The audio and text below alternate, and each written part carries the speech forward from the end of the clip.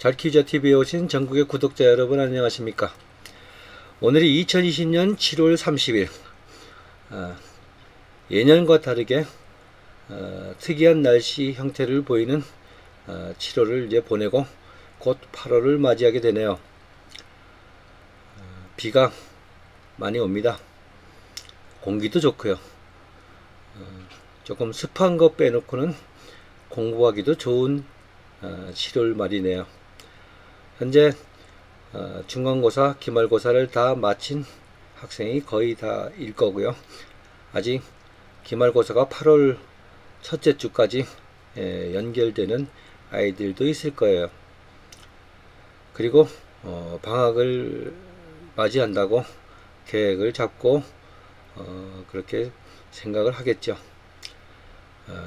아이들에게는 이 시험 기간이라는 게 엄청 스트레스를 받는 기간이에요. 시험 공부를 안 하던 공부를 더 많이 하려고 하다 보니까 고통스럽죠. 그러다 보니 대부분의 아이들, 정상적인 아이들이라면 자, 이번 시험이 끝나면은 진짜 열심히 해야지 하면서 공부를 하고 또 진짜 열심히 해야지.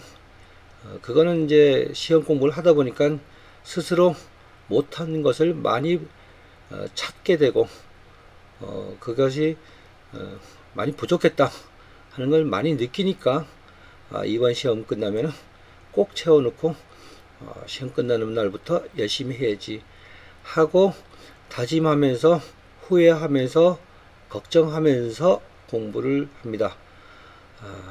그렇지만요, 시험 마지막 과목이 딱 끝나는 순간 시험지를 싹 걷어가는 그 순간부터 달라지는 게 없어요. 원위치로 갑니다. 시험 보기 전으로. 그래서 부모님께서 도와주셔야지만 이런 악순환에서 벗어날 수 있다. 특히 고등학생들은 특히 더해요. 이런 계획 잡고 무너지고 계획 잡고 무너지고 하다 보면 수능이 되거든요. 1학년부터요. 그래서 지금이 어쩌면 가장 중요한 시기죠. 그래서 제가 영상을 제작하게 되었습니다. 그러니까 제가 지금부터 드리는 말씀은요, 꼭 명심을 하시고 그렇게 실천을 하는데 아이들은 그렇게 실천할 능력이 거의 다 없어요. 상당히 밝은 아이들이기 때문에 그래요. 희망이 있고. 그래서 부모님이 어느 정도 신탁 통치를 해 줄 때만 아이들은 여기서 벗어날 수 있답니다. 모든 것을 아이들한테 맡겨놔봤자 똑같은 일에 반복을 하다가 끝나게 되죠. 그래서 열심히 해야 되는데요. 자, 올해 1학기 중간고사와 기말고사는요, 전국적으로 커리를 받아서 공부하는 애들 그 상황을 쭉 이렇게 보니까요, 예년에 비해서 문제는 굉장히 쉬웠다. 그런 이유가 있죠. 아이들이 학교를 못 왔으니까 학력 저하가 심할 거다. 그래서 코로나 때문에 그러지 않아도 고통을 받고 있는 아이들에게 시험마저 어렵게 돼서 60점, 70점, 50점 이렇게 나오면 아이들은 너무 많이 실망을 할 거다. 이래서 출제하는 선생님들도 고민이 많았을 거예요. 어떻게 맞춰서 아이들에게 좀 더 희망이 되는 시험을 치르게 할까. 그러니까 예년에 비해서 올해는 특히 신경을 많이 써서 아마 출제를 하셨을 거예요. 사실 그 기본적인 점수 95점, 100점을 나오는 가장 기본적인 이론을 알고 있냐 없냐에 방점을 두고 출제를 했는데요. 이것도 굉장히 중요한 거거든요. 뭐라고 탓할 수도 없고요. 시험이라는 건 변별력이 있어야지 하시는 분들이 많으시리라고 생각하지만은 현재 상황은 어쩔 수 없다. 그렇지만은 지금 95점, 100점으로 만족하고 갔을 때는 나중에 큰 문제가 또 생긴다. 이 점은 고려하지 않을 수가 없어요. 그래서 이번 그 코로나로 인해서 그 휴교령 학교 안 가는 기간이 많아 가지고요. 아이들의 실력 차이는 현저하게 벌어졌다. 작년 12월 달부터 제가 커리 짜준 대로 가서 열심히 한 애들은 방학이란 기간이 통상적으로 겨울방학이 한 달 반 정도 되는데요. 약 5개월 동안이라는 자기 공부를 열심히 할 수 있는 그런 특수를 누렸다. 이렇게 결론을 낼 수가 있는데요. 굉장히 많은 공부를 했죠. 그래서 일반적으로 그냥 했던 애들은 여러 가지 상황에서 집중적인 공부를 할 기회를 잃었죠. 그 공부를 할 수 있는 그 매체가 컴퓨터를 이용하다 보니까 그런 일이 있었을 거예요. 심히 걱정이 되죠. 평소에 그렇게 안 하던 애들까지 컴퓨터로 하다 보니까 구멍이 많이 생기는 거죠. 그래서요, 우리가 통상적으로 이제 겨울방학 쭉 겪어오지만, 이제 방학이라는 게 여름방학이 있고 겨울방학이 있잖아요. 그래서 경험이 많으신 분들은 아시겠지만 여름방학에 어떠한 계획을 못 세울 정도로 짧아요. 한 달이 채 못 되는 기간이지만 용트림을 해봤자 별로 큰 결과가 없었다. 또 겨울은 또 꿈과 희망을 가지고 새학년이 시작되니까 또 열심히 한다고 계획을 잡지만은 그게 한 달 반 정도 됩니다. 그래서 저도 이제 아이들을 이렇게 여기서 이렇게 아침 10시부터 밤 1시까지 밥 먹는 시간 30분 빼고 거의 14시간 이상을 공부를 집중해서 시키는데요. 잘 들어보세요. 제 경험에 의하면은 그 아침 하루에 14시간씩 그렇게 공부를 집중적으로 시켜도 한 달 반 동안 수학 한 과목 제대로 바로 잡기가 힘든 짧은 기간이었다. 예. 이 말은 꼭 명심을 해주세요. 그래서 보통 이제 겨울방학 앞두고 우리가 이 바이러스 사건 이전에는 뭐 윈터스쿨 뭐 이런 데 가잖아요. 그러면 학교에서도 뭐 보충 수업도 있고 방과 후 공부도 있고 뭐 이래서 잘 안 빼주려고 그러죠.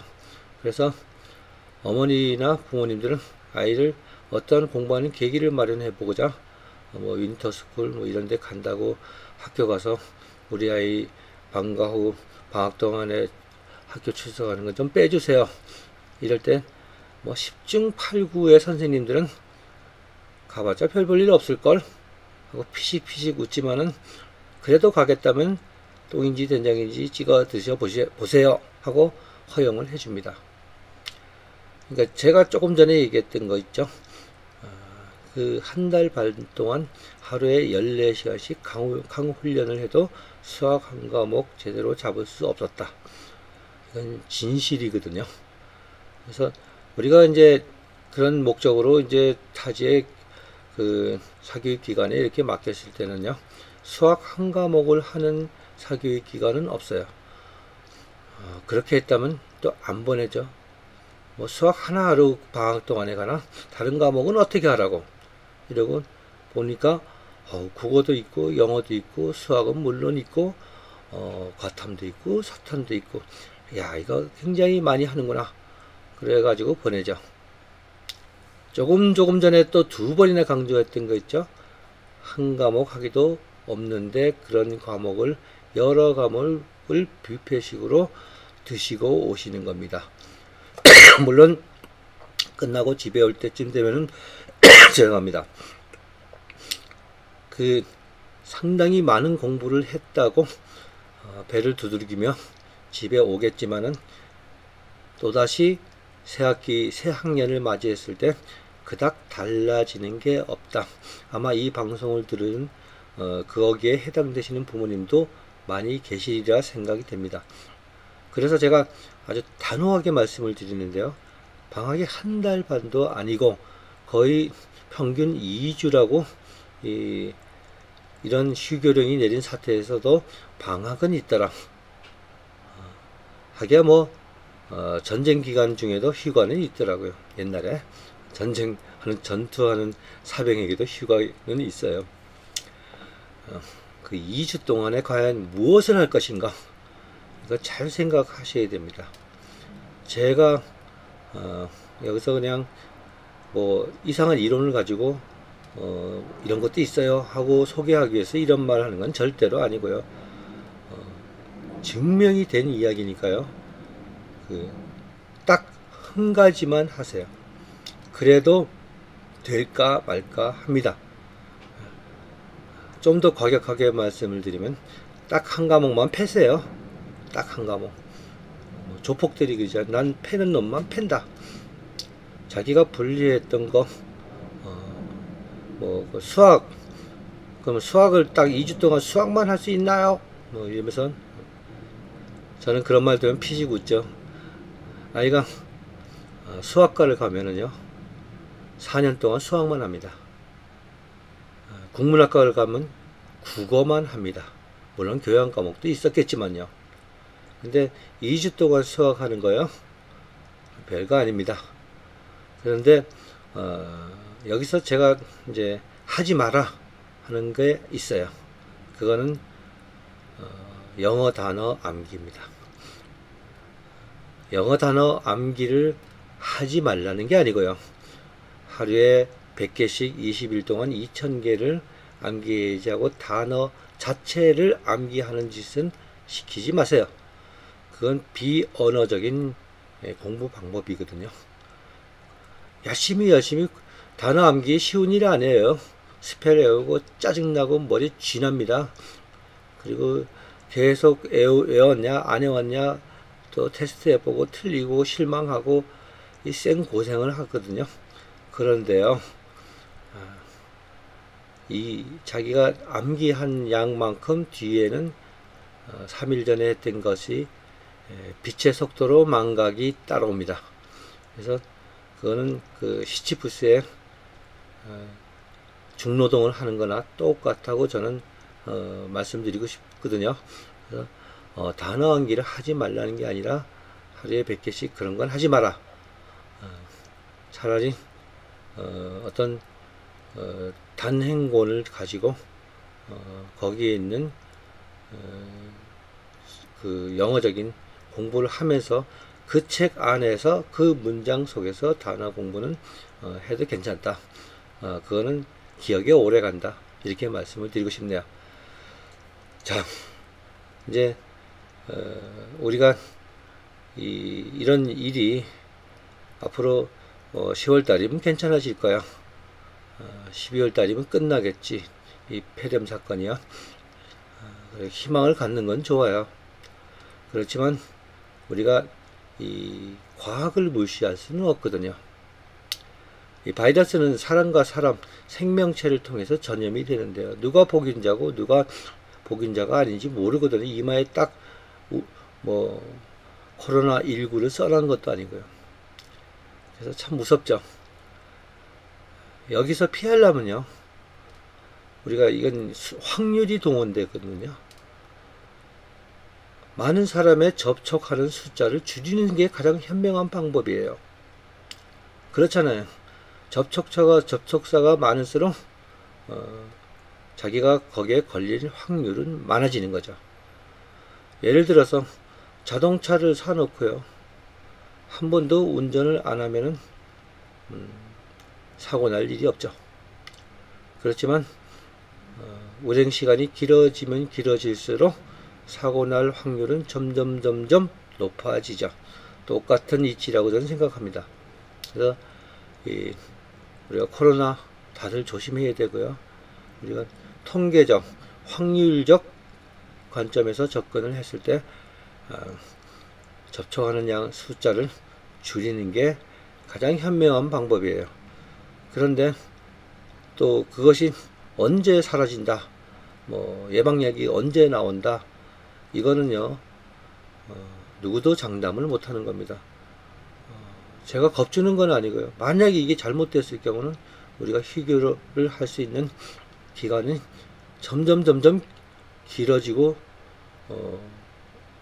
미래를 예측할 수 없기 때문에 어떤 일이 벌어질 상당한 기간 동안 황당한 일이 벌어질지 누구도 예측을 못합니다. 그래서 좀 더 뭐 뒤에 어떤 상황이 변하면 어떻게 공부를 해야 되겠다, 이런 거 계획 잡는 거는 바보들이죠. 현재 충실을 해야 되고요.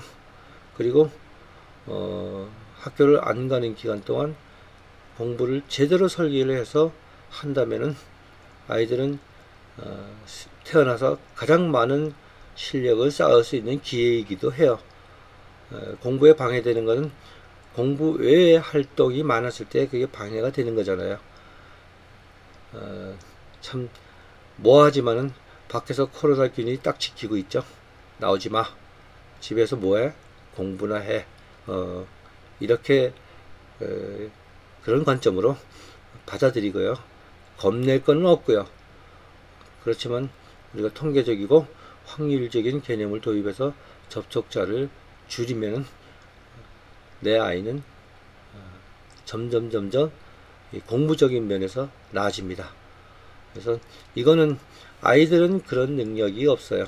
관리할 수 있는 능력이 부모들이 해줘야 됩니다. 지금도요, 이렇게 보면은 아이들이 이제 전에보다는 많이 다녀요. 마스크 쓰고. 근데 마스크를 턱에다 다 걸고요, 어깨 동무를 하고요, 손 잡고요, 막 비비고 다녀요. 걱정스럽죠. 아이들은 그렇습니다. 잘하는 아이들은 그렇게 냉정하게 판단할 수 있는 능력이 없어요.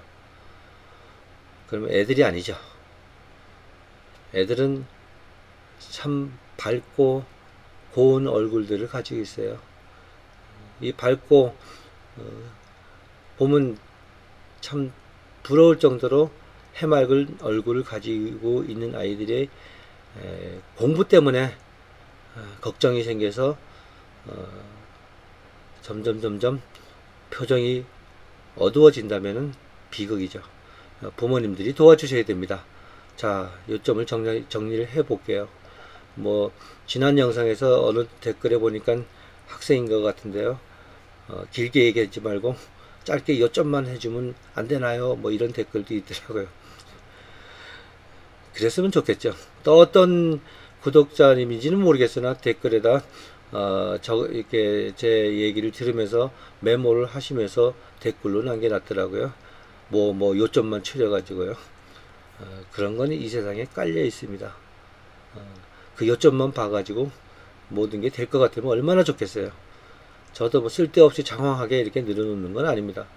같은 말을 잘 안 되는 거를 자꾸 반복해서 말씀을 드릴 때 그때쯤 인식이 되고 또 실천을 할 수 있으니까 이야기를 계속 하는 거예요. 요점만 추려서 딱 하면 1분이면 돼요. 1분이면. 그랬을 때 그것이 제대로 전달이 되겠나요? 그런 점 양해를 구하고요. 가급적이면 또박또박 제 이야기를 잘 들어보시고 또 댓글 중에 또 궁금해서 올리는 내용들의 거의 다가 제 지난 영상에 있는 이야기입니다. 영상을 참고를 해주시면 고맙겠습니다. 그리고 그러지 않아도 대충 이렇게 들어서 했을 때는 아이의 공부가 달려있는 문제이기 때문에요, 가급적이면 정독을 해주시고 판단을 해주시기 바랍니다. 대충 듣고 펑크 틀린 그 구멍 뻥뻥한 신문 읽고 나서 이상한 결론을 내리지 마시고 그런 상황으로 읽지 마시고요. 좀 가급적이면 그렇게 다 모아놓으면 그렇게 긴 시간 아니니까요. 제목에서 해당되는 것만이라도 들으시더라도 끝까지 정독을 하셔서 그대로 실천을 해줬으면 대단히 감사하겠습니다. 자, 오늘 방학 계획에 대해서 말씀을 드렸습니다. 딱 한 과목만 해라. 그것을 집중적으로 해라. 이것이 이번 강의의 핵심이었습니다. 자, 끝까지 들어주셔서 대단히 감사합니다.